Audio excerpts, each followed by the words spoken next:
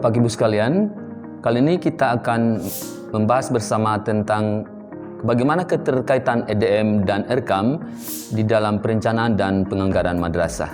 Dalam materi sebelumnya, Bapak Ibu sudah mendengarkan atau melihat penjelasan tentang penyusunan EDM. Sekarang kita lihat di sini tentang informasi EDM dan ERKAM. Di sini ada dua bagian. Bagian pertama adalah tentang EDM. Di sini ada data sekunder dan juga data pokok yang dimiliki oleh madrasah di dalam menentukan nilai EDM-nya. Ketika madrasah sudah menyusun EDM-nya, maka akan memperoleh skor per indikator, kemudian skor per aspek budaya, dan juga SKPM atau skor kinerja pencapaian mutu, di mana SKPM ini menggambarkan 5 budaya mutu dan juga 8 standar nasional pendidikan secara keseluruhan. Di dalam menyusun usulan dan prioritas kegiatan atau subkegiatan yang akan dianggarkan, maka madrasah harus memperhatikan poin-poin berikut ini. Yang pertama adalah operasional rutin. Artinya prioritas utama adalah operasional rutin madrasah yang harus dianggarkan terlebih dahulu, di mana fixed cost ini seperti membayar listrik, membayar telepon, air, dan lain sebagainya, termasuk membayar guru, itu menjadi prioritas utama.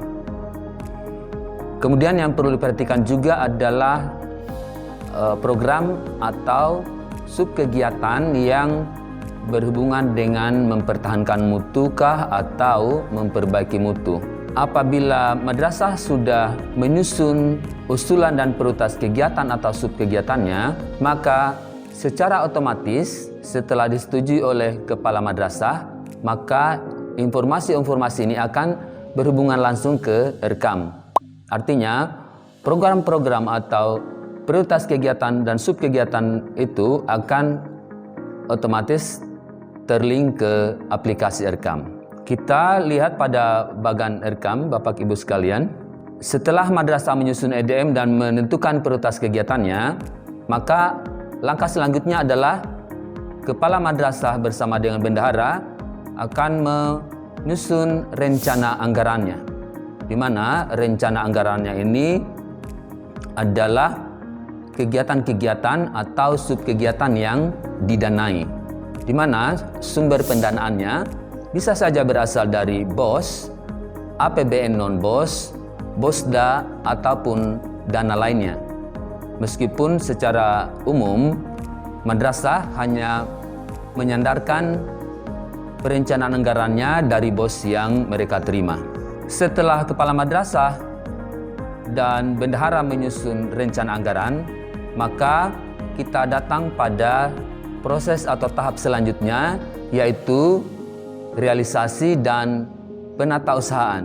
Di sini kepala madrasah dan bendahara tentu saja akan bekerja sama melakukan realisasi dan penatausahaan ini. Dan apabila sudah disetujui oleh Kamat, maka akan menghasilkan dokumen realisasi keuangan dan output.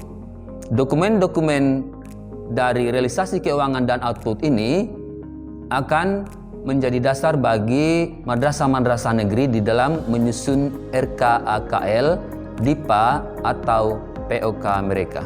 Bapak Ibu sekalian, bagi madrasah negeri, maka dokumen perencanaan anggaran ini akan menjadi dasar bagi mereka di dalam menyusun RKAKL atau DIPA dan POK. Bapak Ibu sekalian, melihat hal penjelasan ini, kita bisa melihat bahwa ada keterkaitan yang sangat jelas antara EDM dan ERKAM. Jadi apabila madrasah ingin membuat rencana anggaran di ERKAM, maka madrasah harus benar-benar telah menyusun program atau subkegiatannya di EDM, sehingga tidak akan terjadi kesalahan ketika mereka melakukan perencanaan anggaran di ERKAM.